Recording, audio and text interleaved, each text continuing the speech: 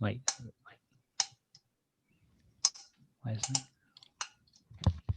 Following is brought to you in part by MFC Studios. The views of the show's host and guests do not necessarily reflect those of the management, owners, or staff of this radio station. And now, it came from the radio.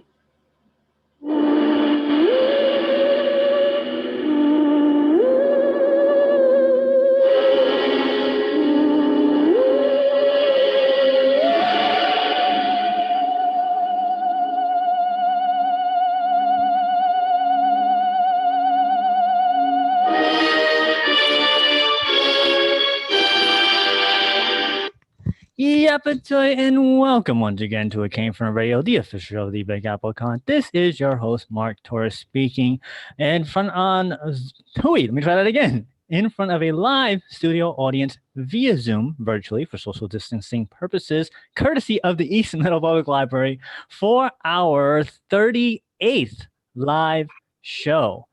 I am here with none other than Dominic, Definition Man Sprano from Pronto Comics.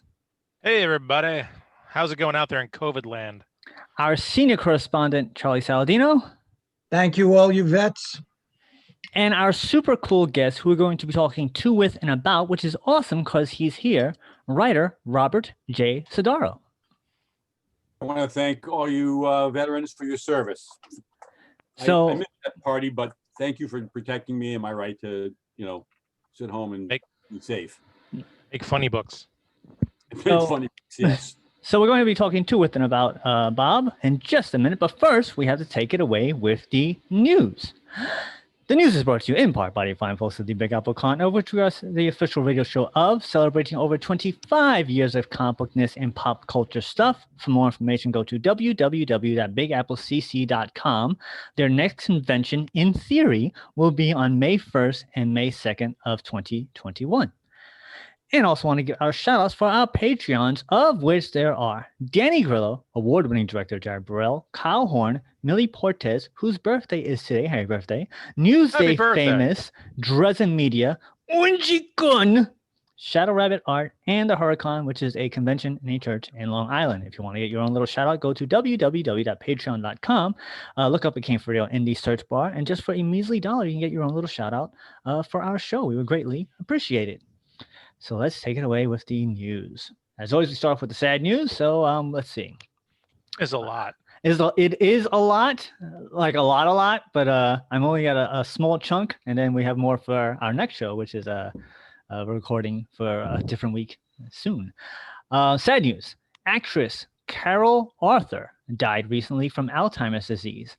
Carol was in such films as Making It, Blazing Saddles, The Sunshine Boys, Silent Movie, The World's Greatest Lover, The Brady Girls Get Married, Robin Hood, Men in Tights, Dracula, Dead and Loving It, The Good Bad Guy, Boys Will Be Boys, It's All About You, and Between the Sheets, just to name a few. Of note, Carol was married to legendary actor Dom DeLuise and is the mother of Peter, Michael, and David DeLuise. You guys know of her work, or her sons? Yes, I do. I know of, obviously, Dom DeLuise. And I know I've seen his sons, particularly one son, do like commercials and things like that. I couldn't peg her, though, if I had to. One of his sons, the one that I believe that was on 21 Jump Street, is Yes. He is big into the production field. And Carol was a comedian, overshadowed by her husband, but still a prominent figure with him. So yes, I do know of them. Bob, you know Carol? Are you familiar with her work? No, I'm not. I'm familiar with the DeLuise son who was on 21 Jump Street, which I did watch from time to time and actually found enjoyable. So she was a spry 85. Moving on for more sad news. Former Miss America, Eva Lianza Cornet, also died recently after being hospitalized from a head injury incurred in a fall in her home. Eva was a TV host and appeared in such shows as Entertainment Tonight, the new Attitude. I remember seeing the old Attitude show. I actually went to a taping of that. Who Wants to Marry a Millionaire, Melrose Place, The Tick, the original CSI, Fear Factor, and Saved by the Bell, just to name a few.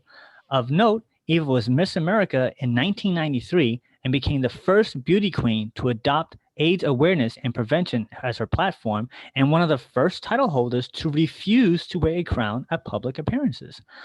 She was only 49. Wow. Bad. You guys are fans of the beauty pageants? No, No, not really. But no. I I will like say parody. this, my Parody mom was the queen of the, she was the queen of the fair in Westport, Connecticut one year. And it was, I can't remember the name of the actual fair, but there's a photograph of her being crowned queen of the fair.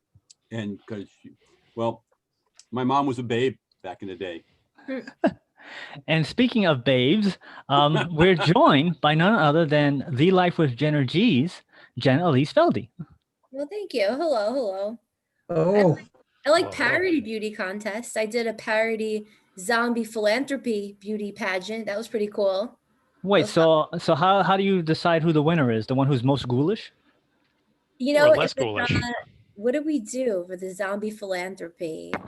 We did the most philanthropic zombie. So the joke is not appropriate, so I'm not going to say the joke. Okay. But this year was Wicked Witch contest, and we had no one won, and they threw me in a garbage pail. So I So, like my parody contests. so for zombie philanthropy, is that zombies raising money for a good cause, or people raising money to help zombies? Close. There was no money involved. I'm Jewish, so we didn't go to that point. But I asked them other ways that they would change the world in philanthropic ways. So one said that they would prevent people from chewing with their mouths open. I thought that was very philanthropic. Different ways they would help the community. I was in a film, Zombies Anonymous, Oh, where it was a student film, and the zombies were trying to not be zombies anymore. And they were not, they were trying to, it was like a 12-step program, except they were helping it in the same building that the chess club was holding in. And since they want to eat brains, and I was the president of the chess club, they wanted to eat our brains, which is my second favorite organ. where can we see this? This sounds so cool. It's online someplace. I'll get the link on it, and I will post it in the chat here somewhere. Please do. Yeah. Yeah, it was actually pretty funny. Joe Martino, the co-publisher of Red Anvil Comics, was also in it. He was actually invited, and then he invited me, and we both went up. And he was a zombie, and I wasn't. But it was very fun to be in that film. Yeah. That's me. Moving on for more sad news. Legendary award-winning actor Sir Thomas Sean Connery also died recently of dementia.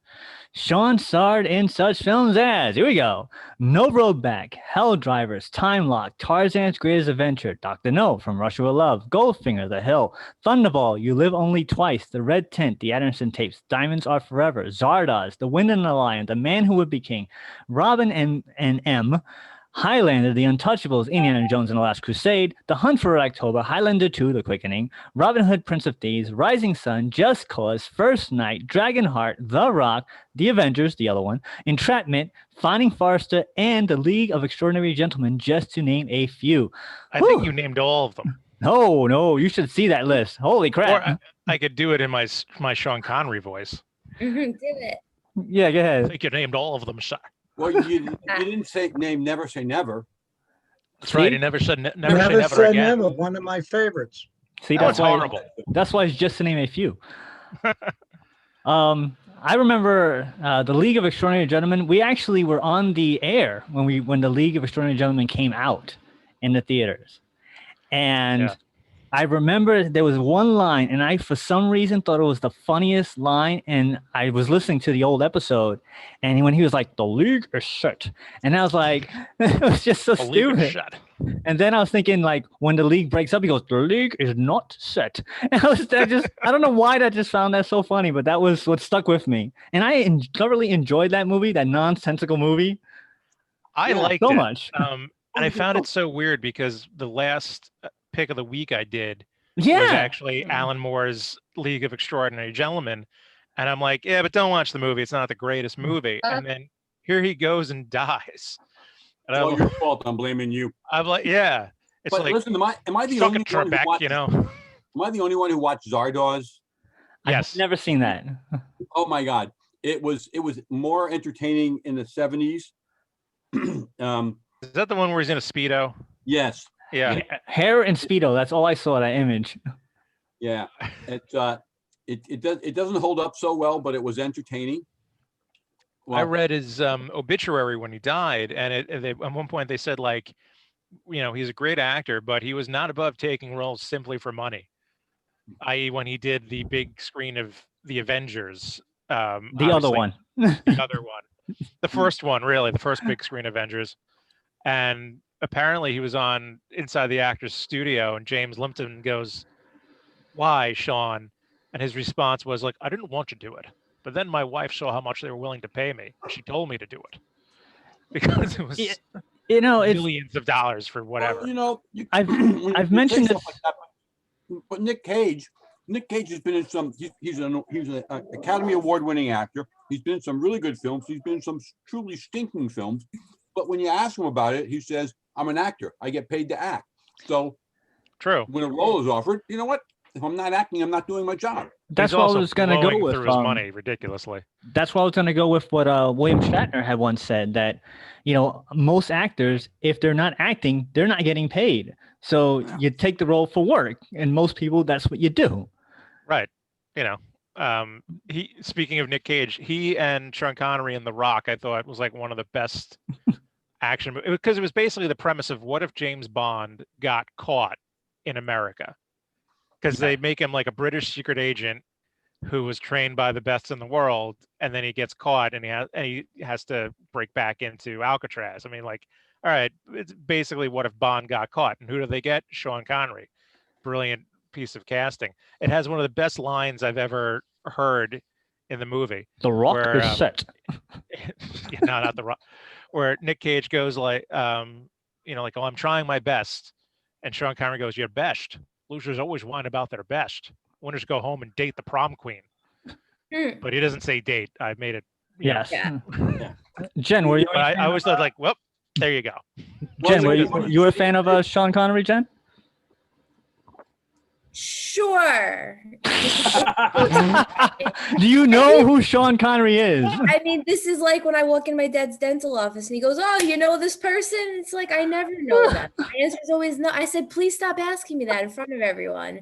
Usually I'm not a fan. I'm a fan of almost nobody. So, you know. Dom, I read recently that somebody speculated, there's certain fan speculation that was a James Bond film, and it was meant to be a James Bond film. Pretty much. Because that's exactly how you pitched it, and that was a theory on it. That it's Michael Bay and Jerry Bruckheimer like, what if we do our own Bond film, but we just can't say he's James Bond? But, so anyway, to factor into that, and this is really kind of cool, that the Spider-Man, the first Spider-Man, the first Tobey Maguire Spider-Man, happened because Marvel had given away a number of licenses for Spider-Man. You know, everybody had a license for a Spider-Man movie, and Marvel finally had to buy back all the Spider-Man. They had to buy back all of the licenses, and the last one they were getting, and they weren't going to be able to buy it, was owned by the company that owned James Bond. Well, as it turns out, you probably never say never was a remake of Thunderball, because there was a co-writer on that, and he was told, and the co-writer was told, "You can make this film in 20 years," and he went, "Yeah, that's great, thank you." Right. So in 20 years, he made it. It was never say never. Well, apparently he co-wrote other James Bond books with Ian Fleming. So they said, supposedly. So they went, "You know what? Listen, I'll tell you what, we're going to make a James Bond film every other year. You can't make a James Bond film every other year because we make a James Bond film every year. That's all right. We'll make it in the odd year. You make it in the even years. No, you'll pollute our brand. Yeah, our brand. And they went, all right, fine. Well, we'll make a trade. Well, what do you want in trade? We want Spider-Man. Fine, you can take Spider-Man, and because no one's going to go see a comic book movie. And they got Spider-Man. They made Spider-Man, and Spider-Man became the biggest movie opening ever at the time. Yeah. So, senior correspondent Charlie Saladino, were you a fan of Sean Connery? Oh my God, big fan. Big, huge fan. I mean, I have so many favorite lines, but from James Bond, one of my favorite roles was The Untouchables. But as far as Bond goes, what are you prepared to do now? That's the Chicago way. You put one in the hospital, you put one his in the morgue. That's one of my favorite. No, but I remember one of the coolest lines, one of the best delivered lines from any Bond movie, I think. Sean Connery sitting at a baccarat table and in Diamonds Are Forever, and sitting next to him is this very healthy young lady with a low-cut gown, Lana Wood, who played Penny O'Toole. My father would say she had a good lung span. Yeah, plenty O'Toole. And he's just playing, and she's sitting. All of a sudden, she introduces herself. She goes, "I'm Plenty." And he turns around and he looks at her and says, "Go ahead, Dom." But of course you are. There you go. So, Yeah. Of note, why does it do that? Of note, Sean reprised his role of James Bond in the video game James Bond 007 from Russia with Love in 2005 and was knighted by the Queen in 2000. He was a young, spry 90 years old. Now, Wow. Mark, have you ever seen any Bond film, let alone Sean Connery's? Yes. Actually, I've seen, I stopped watching it after Timothy Dalton. No. Remington Steele, the Pierce Brosnan. I stopped after him. Yeah. So moving on for the last bit of sad news, TV personality and game show host George Alexander Trebek also died recently from pancreatic cancer. In addition to being host of Jeopardy for 36 years, Alex was the host of other game shows such as Music Hop, Strategy, Pick and Choose, I guess where they pick and choose something, Wizard of Oz, High Rollers, The $128,000 Question, Pitfall, Battle Stars, Classic Concentration, Super Jeopardy, To Tell the Truth, and Game Changers, just to name a few. Alex and Jeopardy was such a mainstay of pop culture that he appeared as himself in various TV shows and films such as Mama's Family, For Keeps, Rain Man, Cheers, Predator 2, WrestleMania 7, The Golden Girls, White Men Can't Jump, Groundhog Day, Larry Sanders Show, Rugrats, The Nanny, Beverly Hills 90210, Blossom, X-Files, Seinfeld, Ned and Stacey, Simpsons, Baywatch, The Weird Al Show, Mafia, Finding Forrester, The Charlie's Angels, the first movie, Pepper Ann, Family Guy, The Bucket List, How I Met Your Mother, Hot in Cleveland, Orange is the New Black, and Free Guy, the new movie with Ryan Reynolds, just to name a few. Woo! Of note, Alex holds the Guinness Book of World Records for the most game show episodes hosted by the same presenter, same program, for hosting over 6,829 episodes of Jeopardy, overtaking the previous record holder of Bob Barker. And the final episode of Jeopardy will air on Christmas Day. We have fans of Jeopardy. Alex Trebek. What is yes? Yeah.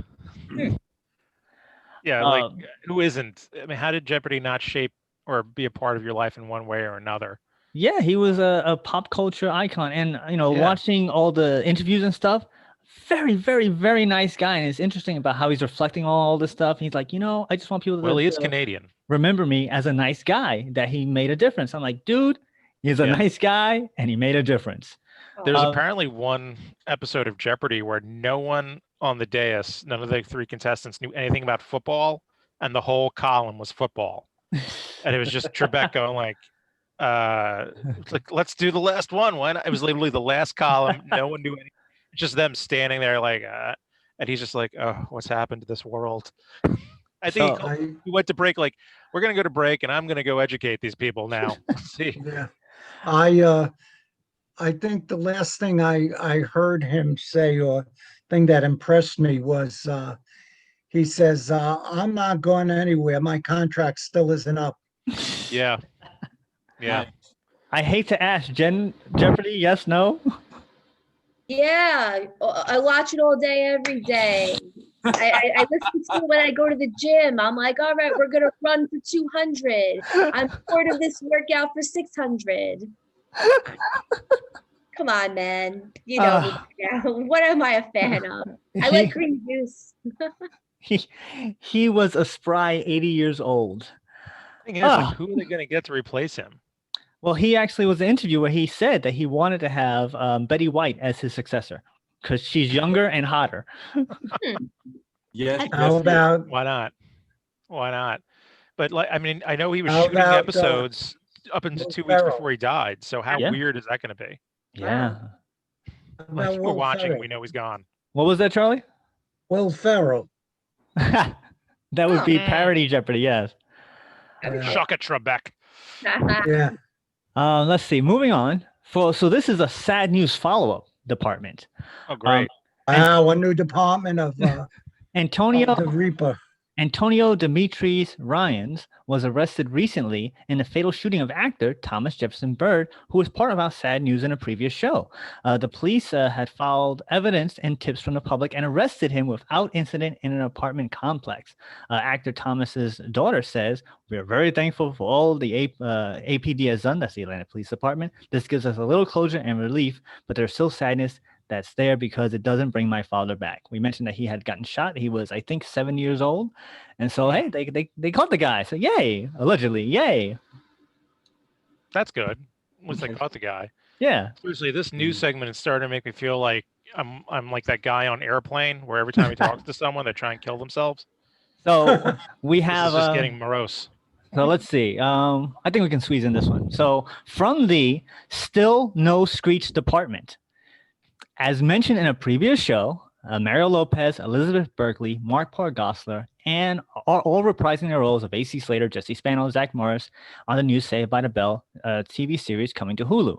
It turns out that after initial reporting, we even said so on our show, that Lark Voorhees, who played Lisa Marie Turtle in the series, was not going to be part of the show. Lark herself, after she said she wasn't going to be on the show, has announced that she will be coming back. So, of course, the one character who stayed on the show the longest, which would be Screech, who Charlie says, because he's met him, is not a jerk, is nowhere to be seen. They also like Good. they like cut him out of like some People magazine reunion once too. Like, I don't think he gets along with the rest of the cast much anymore. Oh, he doesn't play well with others like Ed Norton. Mm. Yeah. Yeah, there you go. Plays well with others. But it's weird that he was the one that stayed on the show when everybody else went off on their careers. He stayed on the NBC show, became the principal of the show, and now they don't want him back. That's crazy. Well, I just saw something. Maybe you guys know what it is. I just saw something the other day. It was hysterical. The two main characters was trying to get in a club. The bouncers wouldn't let him in. And here comes Screech. They don't say his name or who he is. He comes over to the bouncer, goes, "Hey." Bouncer goes, "Hey, how you doing? Go ahead, go in." One of the main characters, "You letting Screech in?" You know. So. All right, so let's see. Moving on. I'm afraid to ask, Rob, are you a fan of Saved by the Bell? I'm sorry, what was the show again? Saved by the Bell. I may have seen episodes of it, but it was I had aged out of that audience long before it began to air. Fair enough. Keep in mind, I'm old enough to be your grandfathers. So I'm just Googling. Combined. I'm Googling Dustin Diamond. Do you want to guess what his middle name is? Louise? Neil. Ha! That's funny. Wow, that's funny. So moving on. Poor guy. This poor man. Moving on from the Don't Give Up Your Day Job department, actress Paulie Perrette has announced that she is done with acting. Paulie says, "I am finally and happily retired, and this is what I was looking forward to. Actually, I retired after NCIS, but broke was important, beautiful. I did my last dance, and I am proud of it. Everybody knows that I was retiring after NCIS, but I'm proud of my work. I love you guys. I am free.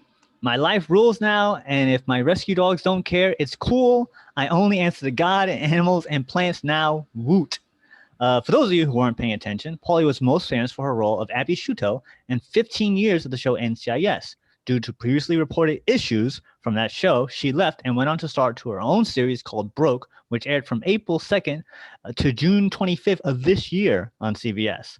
The series follows a single mother who takes on her estranged sister, her husband, and their assistant after they lose their trust fund. Did any of you guys watch Broke? Obviously not. That's why she's retiring. Rob, did you see it or heard of it? Not until just a minute ago. Well, I know Dominic is a fan of NCIS. Did you even bother to watch her show? Nope. So I saw the trailer, and that was enough for me to be like, I ain't watching this. Really? Yeah, it looked like a show that was done in the 80s, but a bad show that was done in the 80s. Now I would watch it. Like the comedy and the laugh tracks was just so dated. I'm like, this is what they're gonna come up with now. It was very sad. I could just see that whole meeting with executives saying, "You're fired." Well, I'm quitting. Get out of this business. Yeah. All right. I of course liked her on NCIS a lot. And but not enough to go watch her new show. Well, because she wasn't playing Abby Shuto now, was she? Ah. So I'm just saying. But what I think was really cool that she's done is that a lot of young ladies have watched this show and got interested in science, especially forensic science because of that character. And I believe she actually has a degree in forensic science in real life. I believe so too. Yeah. Yeah. She's as we've mentioned before on the show, she's like 50. I know. She looks like amazing. she's 20. I know. And she's been on the show for so long, and she's had such an amazing career before that. It's crazy that that's all she's known for. Yeah, she's 51. Doesn't look a day over like 30. Yeah. So let's see. We don't have enough time for this bit of news because we want to talk more about Bob. So we're going to take our break. So that's it for the news. We're going to take our break, and we'll be right back with It Came From the Radio. Hey everybody, this is Todd McFarlane of the record-setting Spawn comic series. And if you're looking for any kind of cool conversation about creators, about entertainment, about all that good stuff, you go to It Came From the Radio. You're listening to the right spot. Hi, you've heard my voice open and close the show. Now we want to hear your voice. If you have a business or product, you can record a commercial here. We offer 30 and 60-second spots. For more information, contact Mark at mfc_studios@hotmail.com. This is Quentin Flynn, a popular voice actor known for Axel, Timon, and Raiden from the Metal Gear series. And you're listening to It Came From the Radio. Stick around. Hey guys, this is Christy from Custom Cakes by Christy. I want you to know that I'm here for you. I'm keeping my private kitchen open for any needs your family may have. I've been focusing on breads, soups, muffins, quiches, and other basics, but I'm still accepting dessert orders as well. Please follow my Facebook for immediate pickup items, private message me for custom orders. Custom Cakes by Christy, INC, KRISTY. Text me at 631-606-8166. Hey, I'm Mike Kingston, the writer and creator of Headlocked. And I am WWE Hall of Famer Jerry the King Lawler. And guess what you're listening to? You're listening to It Came From the Radio. The Comic Book Depot has been in business since 1993. Your one-stop comic book shop for comics, gaming, and collectibles. The Comic Book Depot club membership is $15 and gets you 15% off new comics, back issues, graphic novels, and 10% off comic book supplies. Located at 2847 Jerusalem Avenue in Wantagh, New York. Contact us on Facebook for curbside pickup because new comics are back. For more information, give Alan a call at 516-221-9337. The Comic Book Depot. Hi, this is Amy Jo Johnson, writer-director from the film The Space Between, and you're listening to It Came From the Radio. New comics are back. Cosmic Comics and Games of Baldwin. And now get ready for Joker War from DC Comics. Cosmic Comics and Games is open Wednesday from noon to 7, Thursday from 2 to 7, Friday from 2 to 7, and Saturday from noon to 5. So if you want the latest Marvel, DC, Image, or independent comics, comic book supplies, back issues, or magic cards, please call Chuck at 516-763-1133 for all the details. Thank you and stay safe. Meet Grimlock having fun on It Came From the Radio. Meet Greg Berger also. Now, back to our show. And welcome back to It Came From Radio, the official Big Apple Con. This is your host, Mark Torres, speaking with our live studio audience, courtesy of the East Middle Public Library for our 38th live show. I am here with our senior correspondent, Charlie Saladino. Yo! I'm here with The Life with Jenner G's, Jenna Lee Feldy. Thanks for having me. We have our very own Pronto Comics, Dominic Definition Mansperano. Hello, everybody. And our super special guest who we're going to be talking with and about right now is none other than writer and awesome guy, Robert J Sodaro. Hey, that's me. Yes. So let's should we go all the way back to how you started, or what are you currently doing? Listen, I started reading. You know what? We can start by. I'll do it as fast as I can. Let's do the abridged version, the Cliff Notes. The Cliff Note version, because if I went and everything, anyway. I started reading comic books in like 1961. My uncle owned a small little grocery store, and I would sit on the newsstand reading comic books and saving money by not actually spending 12 cents on the comic books. And I read pretty much I was there at the dawn of the Silver Age. I read, Flash 121 with the Flashes of Two Worlds. I read Fantastic Four #1. I read Amazing Fantasy 15. I read the early Hulks 1 through 8. I sat there and I didn't buy any of these comic books. I actually didn't start buying comic books till I was in high school, and many, many years later. And in the 1970s, I got involved in fandom, working for a couple of APAs, Amateur Press Alliances. And among the group of people that were in those fandoms, I was actually one of the first people to actually go pro, in that I got hired by Amazing Heroes, which was a fanographic publication. Amazing Heroes was a sister publication to, don't tell me, let me guess, the Comics Journal. And the way I got hired was I was working in radio at the time, and I was a copywriter, and one of the DJs was friends with the fanographic people who were based here in Connecticut at the time. They moved out to the West Coast years and years later, but so I got hooked up with these guys. I wrote an article for them, and then I said, hey, that was easy. I could do this again. And I did it again, and I did it again. And if anybody out there read any comic book magazine that was published in the 80s or 90s, there's a very good chance you read an article that I wrote, because I literally worked for virtually every single comic magazine that was published at the time, from Amazing Heroes to Wizard. And I actually even got in touch. I was able to write for a number of the comic book magazine publishers as well. I worked for Marvel and DC and Acclaim, Valiant, Dark Horse. I worked for Rob Liefeld over at Extreme. And I actually interviewed all of the original Image guys except for one of them, and I can't remember. Wallace Portillo? No, I did interview Wilt. I didn't interview Dragon, who is Eric Larson.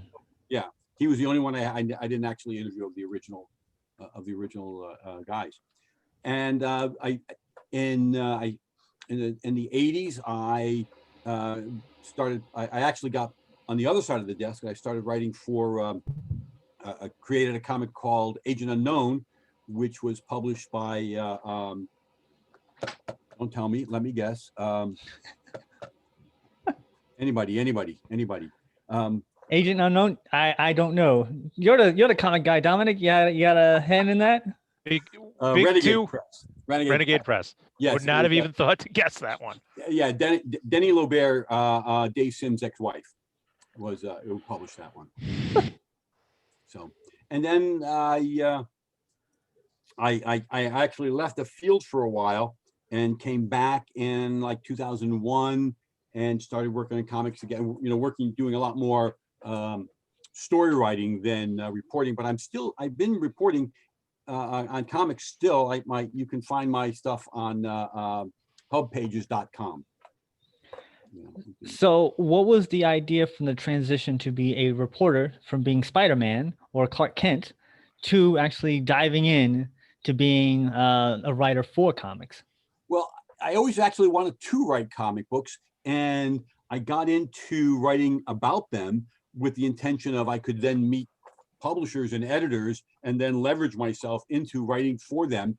And it never quite worked out that way. But like I said, I did end up writing for like Marvel Age and the DC, their in-house publication, their press publications.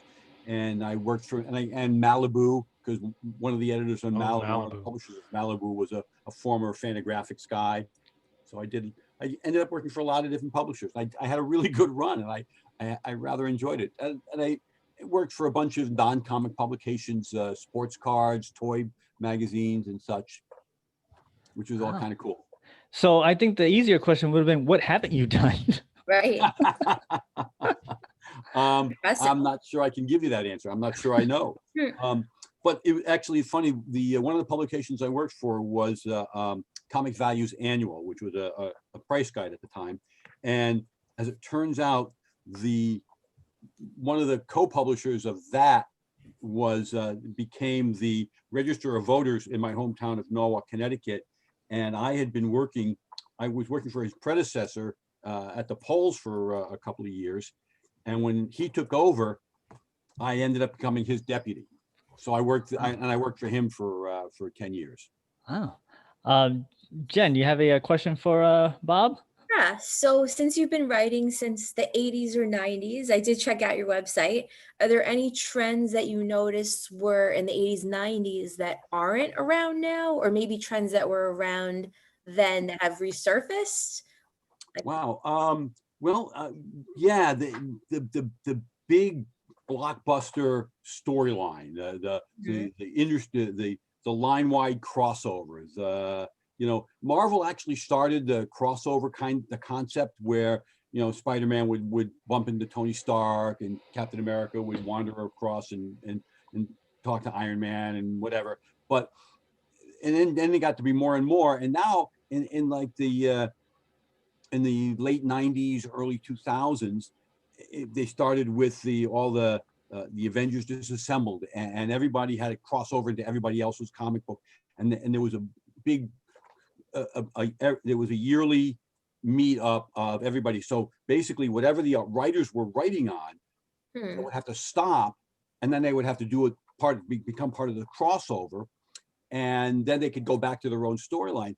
And early on, it seemed like in the 60s and 70s, stories were bottom up.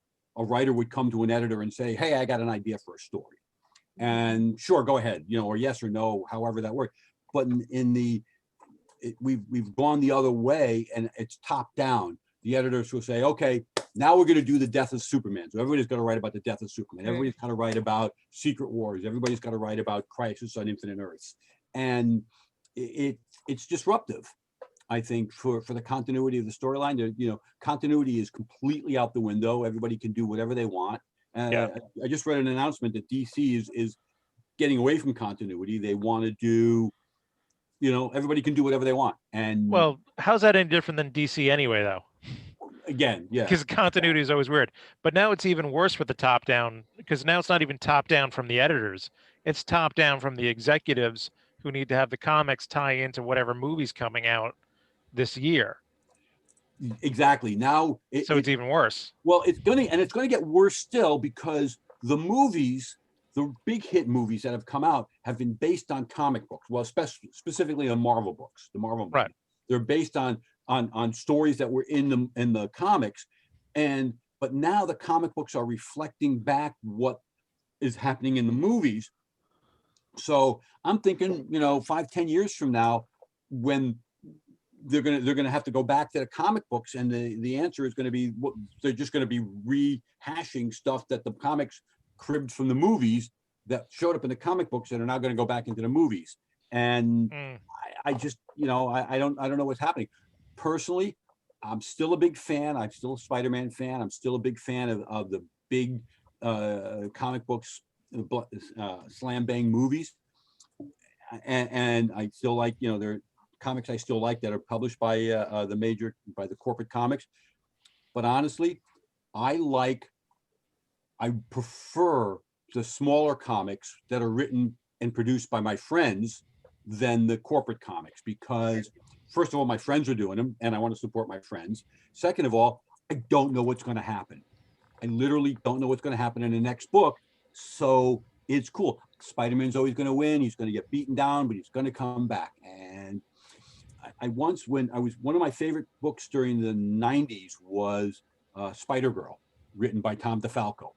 Oh yeah. And I met Tom at an event one time, and I said to him, Tom, it was a professional event, and it was just, pros in the field were at this event.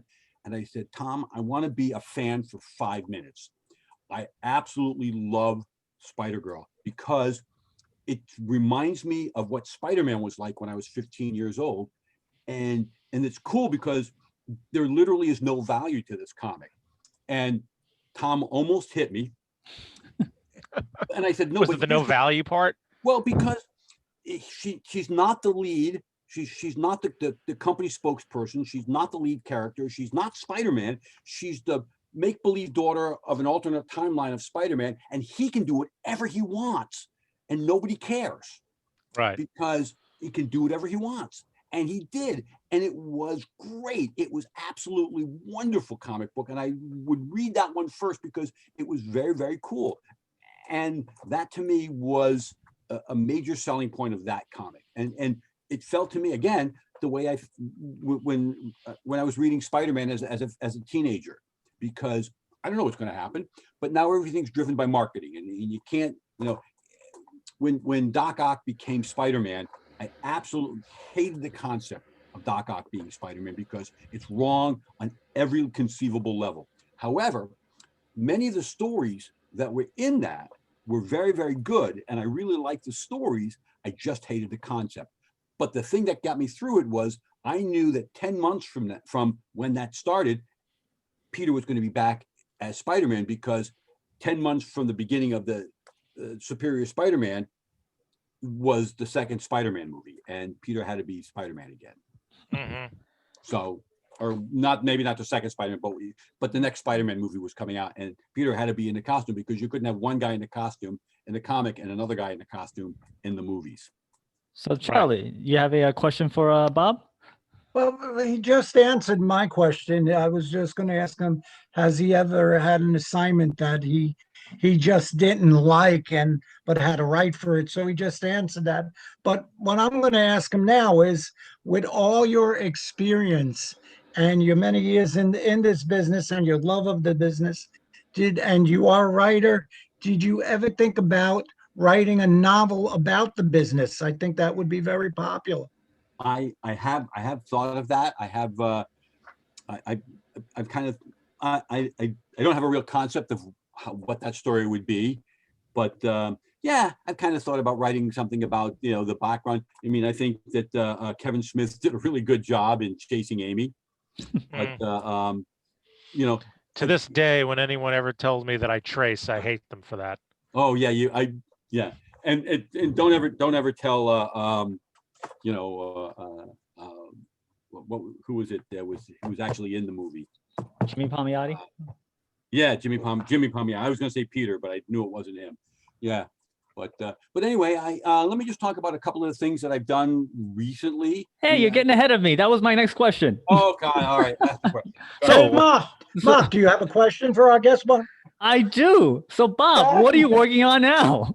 Well, I'm working with a group called Indelible Comics, and we are. You just pulled well. Enough about me. Let me talk about my book. Oh yes, you really did just pull that. I did. Well, let's talk about your books. Hold on. Let me start here. I'm gonna do this. I'm gonna do this because Dom is one of the moderators here. See, here I have, look, there are 3 Pronto comics that I did. That's right. Yes. One was called First in Flight, and this is a true story of Gustav Whitehead, who flew 2 years before the Wright brothers and lived in my hometown of Fairfield, Connecticut. This one is Hot Girl and Totally Hot Girl, which is a gag, and is based on 2 very real young ladies who are, one is hot and the other one's totally hot.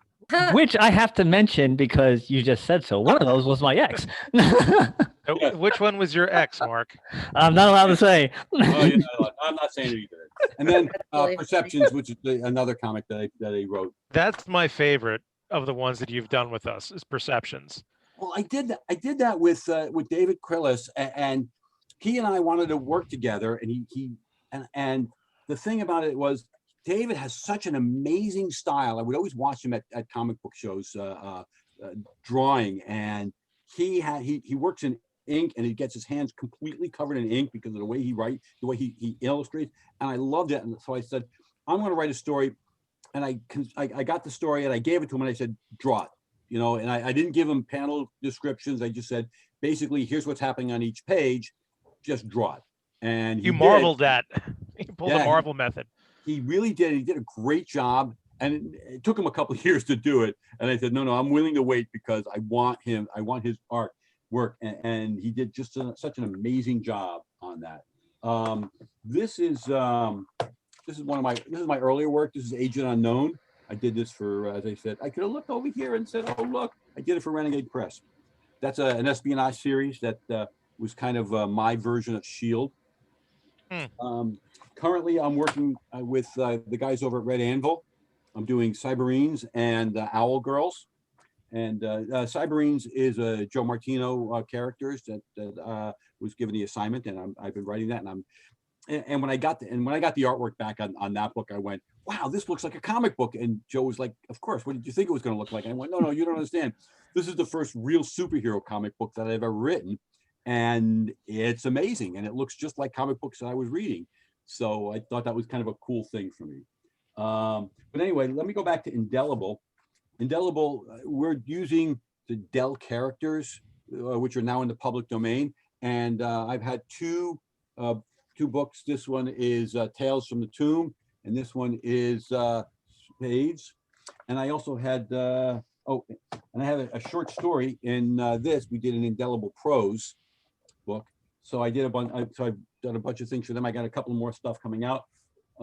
This one was a very cool book. I got hooked up with these guys. This is called In Memoriam. It's a celebration of the 100th anniversary of the World War I, which came out in 2016, which was the 100th anniversary of that. And I wrote a story about flyers in England, and I worked in a sideways reference to Gustav Whitehead because, why not? Oh, we have a hand. Wow, we have a hand raised. So we have a question from the panel here. Let me see if I can figure this out. This is me not knowing what I'm doing. From Eleanor. Wait, it's not. We can't hear you, Eleanor. You have to hit the button. There you go. Eleanor, ask your question. Okay, I just want to know if I forgot the man's name that was just talking. Robert. Speaking. Yes. Robert. Okay. If he knows Frank Giella, he's an illustrator, comics. I'm not familiar with him. He did Marvel comics. In fact, he's done. What was his last name again? Giella. Giella. The name sounds familiar, but I've never met him. He's really well known in the comics, in the genre. I mean, that's all he's done all his life. He has a studio up in his room, in his house, and he lives on my block. I've seen his work in his studio, it's beautiful. And he's in his 90s and he's still doing things. He's still illustrating. So I just wondered if you knew him. No, not personally. I've met quite a number of people in the industry. I actually met Stan Lee a couple of times, and I actually ghosted 4 chapters in the last 2 books by Stan Lee, How to Create Superheroes and How to Create Superheroes Masterclass. Well, just briefly, why don't you explain what ghosting means for people who don't know? Oh, ghosting. Stan. It sounds like you left Stan Lee on a date and you didn't show up. No. Stan did actually not write. There's 4 books in that series. Stan did not write any of the books. As a surprise here, he lent his name to us, and we wrote they're all about how to create comic book characters, and so a number of writers contributed to the 4 books. I contributed to the last 2. Ghosting was, we all wrote, but we wrote as if we were Stan Lee, and theoretically people hopefully believe that Stan wrote the books, but not now. Gave us his, well, not anymore. Yeah. You embodied Stan Lee. All right. Well, that ship sailed. No, that's fun, because now I get to tell all my friends, I'm Stan Lee and you're not. That's fair. So we're almost out of time, so we got to hit the social media places. So where can people find out more about you? What are all the websites? Go. Okay, I'm on Facebook. You can find me on Facebook, Robert Sodaro on Facebook. I am on, hold on, I gotta move this over here from there to there. I'm gonna look the other way. He's like me. Yeah, I got 2 screens here. Funny, I'm on Twitter at funnybook_city, Funnybook City. I am on, Reddit as the Professor One. I am, you know what, but I do want to point out that I'm over at, I've been writing, if you want to read stuff, I'm at on Hubpages, hubpages.com at Robert J Sodaro. That's where I've been posting my reviews. The last 2 books I reviewed, one was Voting is Your Superpower, which was a book by Craig Yo. He got together books from the 50s and 60s and about voting, and it was a very cool book. A lot of the stuff is still pertinent today about why voting is important. And I also wrote a foreword for the Bronx Superheroes, the Bronx Heroes versus in Trumpland, and it was by my good friend Ray Felix and my Bronx Hero. And I couldn't see that because I was looking at the wrong screen. So there was that was a book that was complete satire, and that's also available. Both those books are available on Amazon, I believe. But yeah, again, so there's that. That's Hubpages. I'm on Twitter. I'm on Tumblr. You can do a search for me. You'll find me. I'm all over the place. All right, so we are now really out of time, so we're going to do it for our last final thoughts. So let's see, the Charlie, senior correspondent Charlie Saladino, do you have a final thought for us? No, my only final thought is... No, but here's my final thought. No, I don't have a final thought. I hope it's not my final thought, but it's a thought. So shut up, Mark, we're out of time. Anyway, I just wanted to thank Bob so much for coming down. We are happy to have him. Yes, thanks for coming down to your own house on virtual meeting. I'm sorry, Charlie, I just had to pick on you for that one. Jen, do you have... Thanks, Mark, you're the best. It's the pain medication. Jen, do you have a final thought for us? Final thought, always floss and water pick and never assume, because you know what happens when you assume, right? Yes. Yeah. I watched The Odd Couple, I know. Dominic, do you have a final thought? Go to Indie Planet. I know Bob has a bunch of comics there. Look them up. And there are 3 from Pronto Comics. Go buy his comic books. Bob, your final thought. Yes. Mark, I put the link to the zombie movie up in the chat section. I don't know if you want to add that in there someplace, or at least spread it around so people can go there, because it was a really fun movie. I gotta save that, so let me save it, and I will post it on our Facebook page and on our YouTube page. Okay, copy. So do you have a final thought for us? Read comic books, because they're great. They're not just about superheroes. All kinds of comics are out there, and that's all I got. So my final thought is this. I've known Bob for many years. It's really cool to see that you have done it all, from the start of being a journalist to actually doing the comic book work, and of a wide variety. Not everybody can write every different type of book, and I think that's really cool of that. Make sure you guys go to, as Dominic says, anyplanet.com. Make sure you guys buy his stuff. He's an awesome guy. Make sure you message him because he's a really great guy, great stories to tell. He is a plethora of information. So that is it. I just want to mention that our next live show, courtesy of the East Meadow Public Library, that's www.eastmeadow.info, will be on December 9th, and we're going to have a comic creator, Todd Matthey, will be with us. So make sure you go to the East Meadow Public Library and click on the link to register for that. There are other Dude, you're just hitting up all the Pronto Comics guys? Oh, no, actually, well, because you actually had mentioned him in a post, and I was like, oh, let me talk to that guy. Seems interesting. Yeah. So yes. So that's going to be that. Make sure you guys follow the East Meadow Public Library for many other projects, because they have tons and tons and tons of live programming for people who are locked in their home right now. Now's your chance to do it. So that about does it for this week on It Came From the Radio. Join us right here and every week on this radio station. If you miss any part of this show, tough. Go to our website, www.itcamefromradio.com. Listen to the archives in a week or so. Like us on Facebook, follow us on Twitter. Check out the archives, which will be on our YouTube page for this show and our regular show. And we will see you next week. You've been listening to It Came From the Radio with Mark Torres. The views of the show's hosts and guests did not necessarily reflect that of the management, owners, or staff of the station. We now return you to your earthly scheduled broadcast.